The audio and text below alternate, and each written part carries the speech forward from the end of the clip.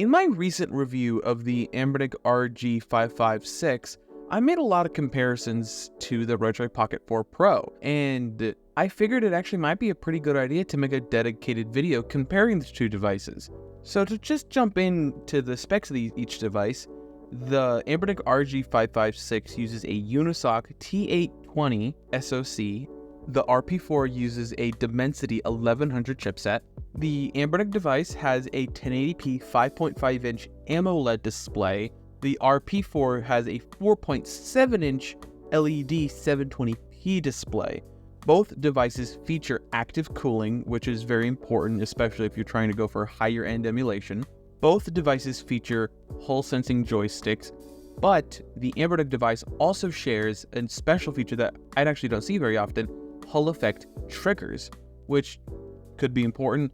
I haven't had it ever experienced an instance where my triggers are what died first on a controller, but it's good to know that those will be pretty reliable. Lastly, both devices feature a 6-axis gyroscope, which can be used in any emulation software that may support it. Now that we've covered all the speeds and feeds and all the features that these two devices have, let's dive into some specifics of each device.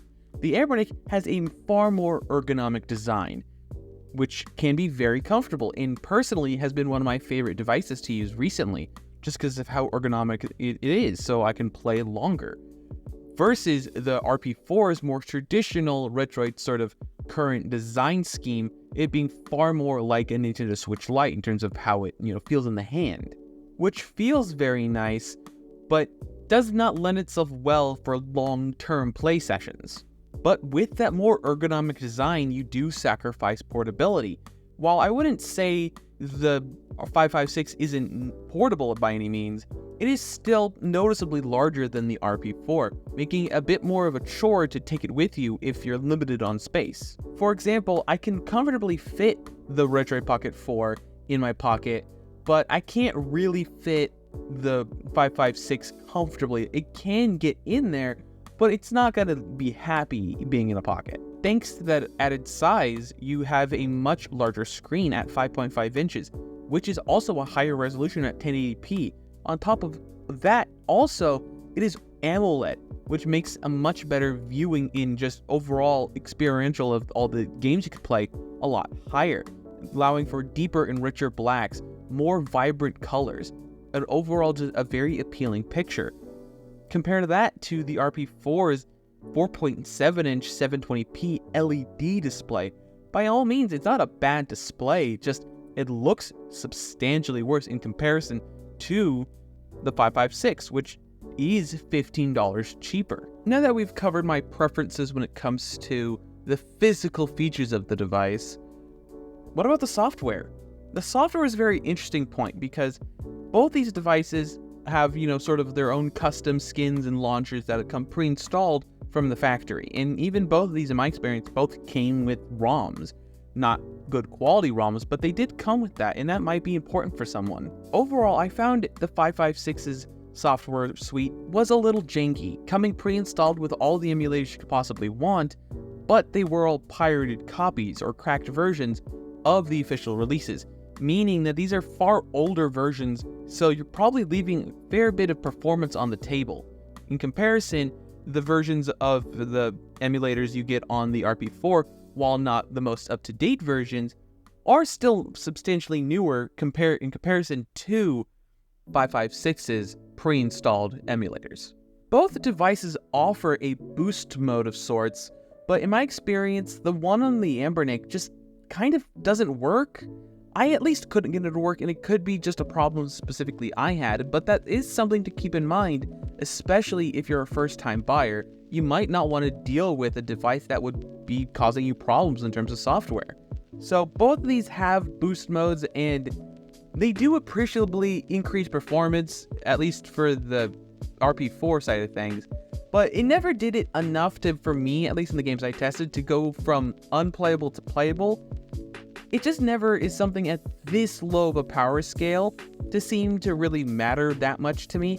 I mostly ran it in either performance or standard mode, and then I sort of just left it there. If you want a more deeper, more comprehensive look into these performance modes, I definitely recommend you going to check out someone like Retro Gamecore or Retro Dodo. They both did amazing videos talking about these devices, and I'm sure you might get deeper insights on performance characteristics there than this sort of layman's sort of more of an average consumer's perspective versus somebody who's been doing this for years. Now that we've covered all the software quirks or any, opinions that I had on the software, what about performance? In my experience with these two devices, performance was really good. I was really impressed with the 556's performance, this being on the more powerful end of devices Anbernic has ever made, and I was really impressed by the numbers it was putting out. The RP4 was stellar also. The RP4 is one of the most powerful devices in its size class, especially given its price point. I was expecting this thing to almost be a little bit weaker or more similar to the Retriod Pocket Non-Pro. Needless to say, I wasn't disappointed in terms of performance for either of these two devices. But when it comes to overall best performance, that was the RP4 crown to take. The Retriod Pocket 4 Pro did an amazing job allowing me to emulate games well past the native resolution of the display, allowing me to go to 2 or 3, even 4x depending on the game. When it comes to games go past PS1 and N64 generation, it was an amazing experience. Both devices handled playing GameCube and PS2 games very well. Both devices can run GameCube games at about 2x resolution very well.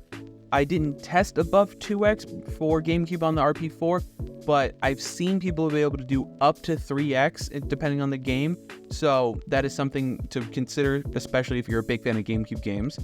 The PS2 is a slightly different situation. In my experience, the RP4 handled it like a champ. It was an amazing showing for PS2 games.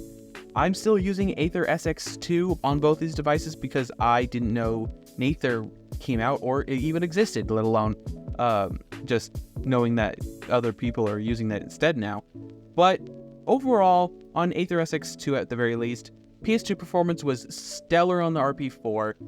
It was a little weird on the 556.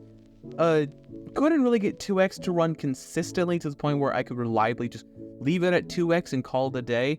I leaned more of using 1.5x, which gained me more stable frame rates no matter what game I played, so I didn't have to constantly go and change it or set it specifically for each game.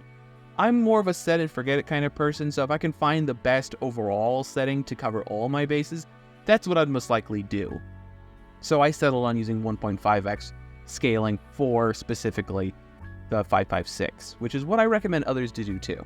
The last section I'm going to be talking about when it comes to emulation is Nintendo Switch.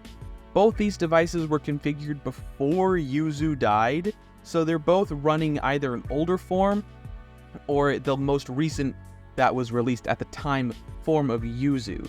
So rest in peace Yuzu, but both these devices, I necessarily wouldn't recommend either of them for Nintendo Switch emulation. Even more so the 556, it just isn't powerful enough to handle at least any of the Switch games you would want to emulate. So you're not going to be able to play Link's Awakening or Mario Odyssey, nothing like that. But you might be able to get indie games like Cult of the Lamb, Mighty Gunvolt Burst, Shovel Knight, simple to run games like that. Not necessarily anything high end, so bear that in mind. And when it comes to the RP4 and Switch emulation, it can handle quite a bit. I was able to get about 40-ish FPS in Mario Odyssey. I don't do a ton of Switch testing, mainly because I don't have a plethora of Nintendo Switch ROMs to test with, and they're also kind of hard to get your hands on, so bear that in mind, especially with my less extensive testing methodologies than most other tech tubers.